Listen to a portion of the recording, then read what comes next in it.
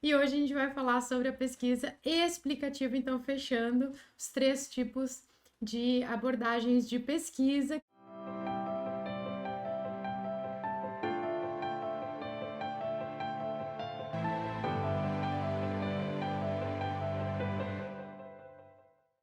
Olá, acadêmicos! Olá, acadêmicas! Estamos iniciando mais um Pesquisa na Prática, nosso Pesquisa na Prática de número 208, para realmente poder ajudar vocês aí a entenderem, então, o que é a pesquisa explicativa. E antes de eu entrar, então, no conteúdo propriamente dito, vou dar aquele recadinho básico. Se você não é inscrito no nosso canal ainda, já clica aqui embaixo, se inscreve, já marca a sinetinha para poder receber notificações de quando tem vídeo novo por aqui ou de quando a gente está ao vivo. E aproveita e dá uma olhadinha na descrição desse vídeo. A gente sempre deixa alguns links de materiais que podem te ajudar na tua pesquisa.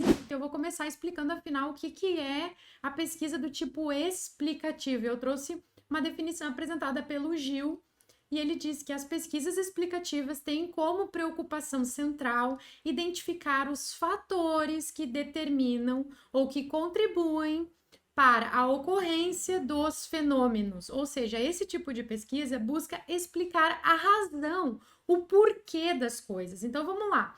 Nas lives anteriores que eu falei da pesquisa exploratória e da pesquisa descritiva, lembra que na pesquisa descritiva eu falei que a pesquisa descritiva ela tenta mostrar, não vou usar a palavra explicar para não dar confusão, mas a pesquisa descritiva, ela descreve, ou seja, ela pega um fenômeno, ela diz que fenômeno é esse, quando ocorre, e quem está envolvido, ou quais são os elementos que compõem esse tipo de fenômeno, ou seja, descreve. Já a pesquisa explicativa, o próprio nome diz, explica, ou seja, ela vai tentar responder por que aquele fenômeno ocorre. E é isso que a gente tem que ter em mente quando a gente trabalha com esse tipo de pesquisa. A pesquisa explicativa, ela utiliza métodos quantitativos para poder explicar as causas e ou os efeitos do fenômeno que está sendo investigado. E a pesquisa explicativa usa as hipóteses já levantadas por outras pesquisas do tipo, por exemplo, exploratória ou mesmo do tipo descritiva, ou ela tem uma etapa anterior à de verificação das hipóteses, que acaba sendo uma etapa mais exploratória, porque ela é aquela etapa que vai propor as hipóteses. Então, a pesquisa explicativa, ela vai explicar um fenômeno verificando hipóteses, e aí ela vai poder, de alguma forma, explicar as causas daquele efeito que ela está investigando através das variáveis e se as hipóteses, então, podem ser validadas ou refutadas. Como é que funciona, então, a pesquisa explicativa? Primeiro passo, como qualquer pesquisa, eu vejo muita gente confundindo isso. Eu acho que é importante deixar bem frisado, deixar bem destacado. Eu sempre comento que as pessoas acabam fazendo ali uma salada de frutas, misturando todas as etapas da pesquisa como se fosse tudo uma coisa só. E a primeira, vou dizer o segundo, tá? Porque o primeiro passo é ter o problema de pesquisa, mas o segundo grande passo de qualquer pesquisa, não interessa a pesquisa que você vai fazer, é fazer uma revisão de literatura. Então, se a pesquisa exploratória vai fazer revisão de literatura, se a pesquisa é descritiva, vai fazer revisão de literatura, e se a pesquisa é explicativa, também vai ter revisão de literatura. Mas qual é a característica da revisão de literatura quando é uma pesquisa do tipo explicativa? Essa revisão de literatura, ela busca identificar variáveis.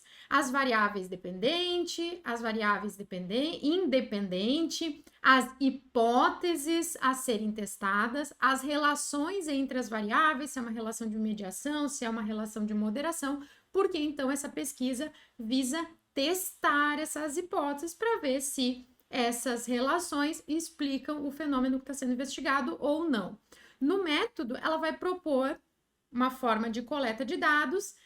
Se for através de uma pesquisa, pode ser, né, através de uma pesquisa do tipo de levantamento, que vai usar um questionário, ou pode ser através de uma pesquisa que vai aplicar um ou mais experimentos, ou ainda pode ser, né, se for uma pesquisa do tipo de levantamento, ela também pode ser um levantamento que usa dados secundários. Então, você, em vez de coletar dados num formulário, você vai a um banco de dados que já tem respostas que foram coletadas por outro motivo, mas você vai trabalhar com esse banco de dados que são dados secundários. E a análise dos dados coletados vai ser feita através de técnicas de estatística inferencial, exatamente para verificar se as hipóteses que estão sendo testadas podem ser confirmadas ou refutadas.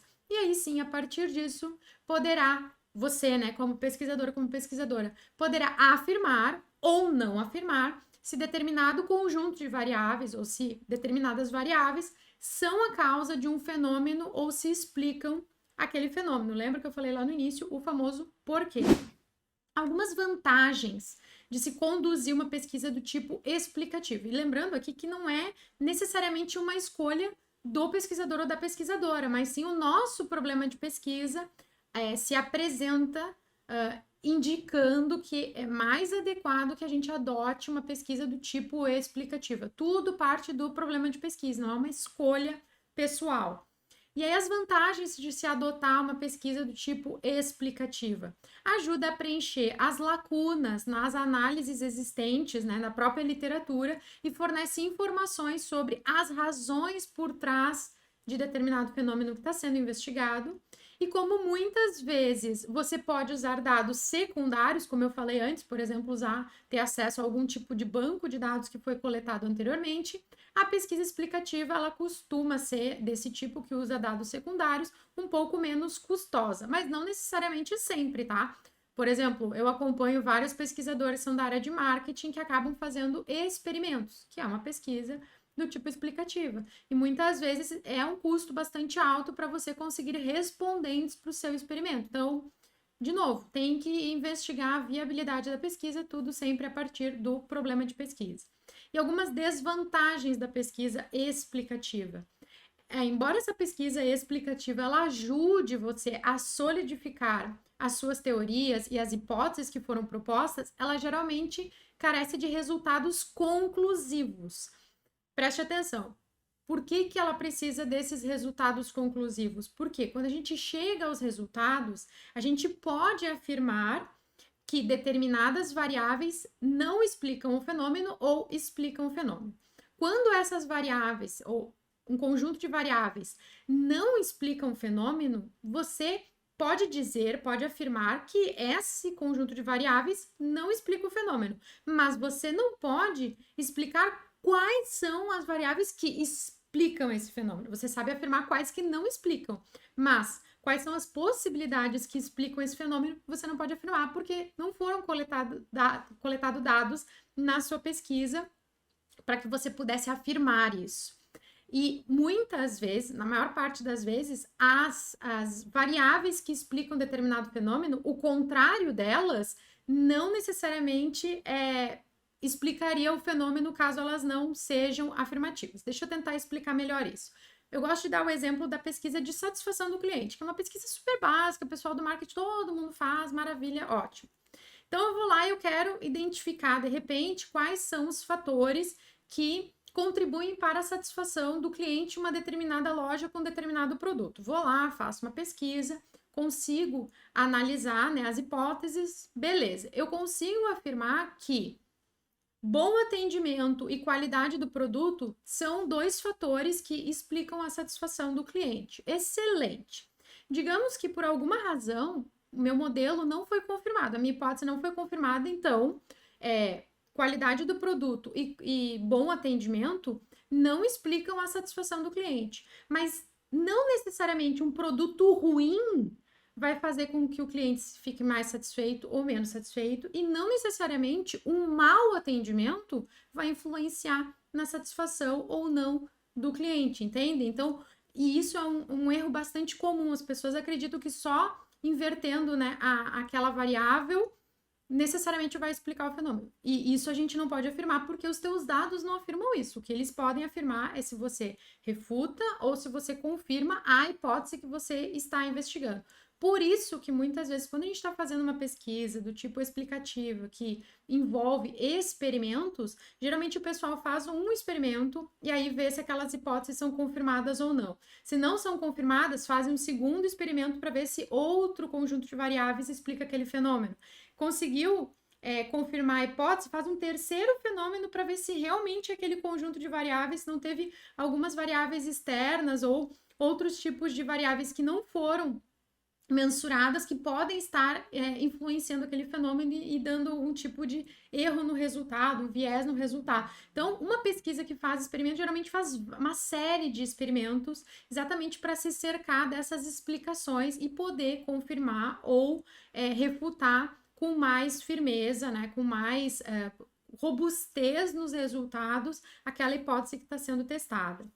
E uma outra desvantagem da pesquisa explicativa é que as coincidências podem ser confundidas com relações causais, que era isso que eu estava explicando. As pessoas veem aquele resultado e já saem, né? Ah, não, isso aqui explica o fenômeno. Calma lá, não necessariamente explica o fenômeno. Você tem que ver um conjunto como um todo da pesquisa que está sendo conduzida. E às vezes, então, dependendo desse conjunto, pode ser difícil determinar qual é a variável causal e qual é o fenômeno. Então, a gente tem que ter muito cuidado com o que a gente pode afirmar a partir dos resultados que foram obtidos nesse tipo de pesquisa. Se você estiver assistindo a gravação depois, deixa aqui nos comentários o que você achou desse conteúdo. Tem alguma dúvida sobre a pesquisa que você está conduzindo? Deixa aqui nos comentários, você sabe que eu adoro saber. E a gente se encontra então em uma próxima live ou em um próximo vídeo. Até!